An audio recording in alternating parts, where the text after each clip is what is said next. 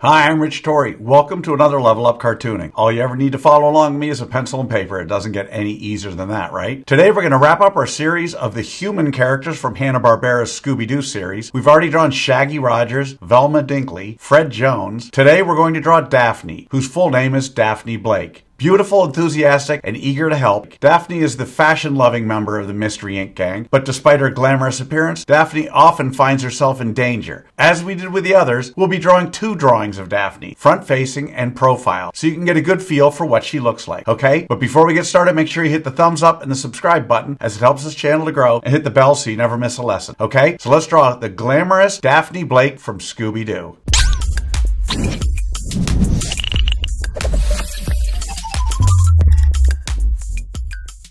We're going to draw Daphne step by step, giving you the secret formula to be able to draw her again and again. If you've watched any of my other videos, you know I normally use the character's head to figure out how big the entire character is. In this drawing, Daphne is roughly 5 heads tall. In other words, however tall her head is, her entire body, in both angles, is about 5 of those tall. Okay? So let's draw that roadmap for Daphne from Scooby Doo.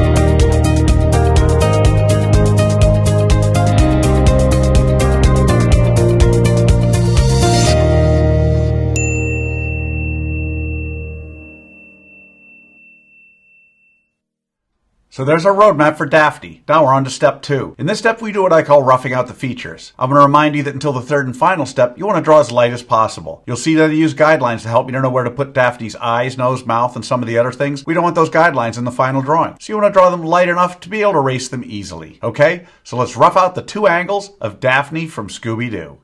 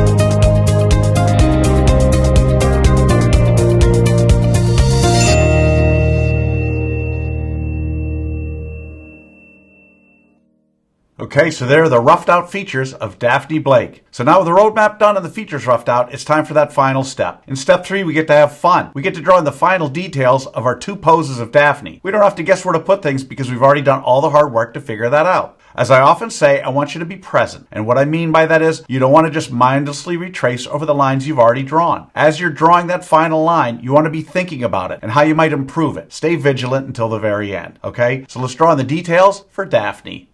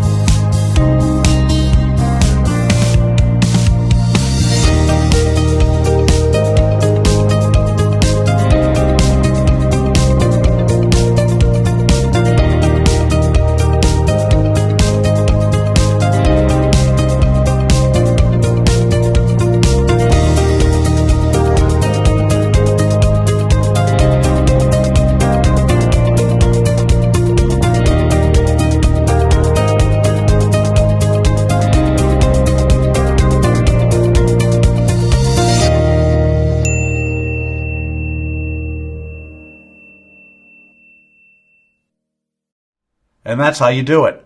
There you have it, the 4th and final human member of the Mystery Inc. gang, Daphne Blake.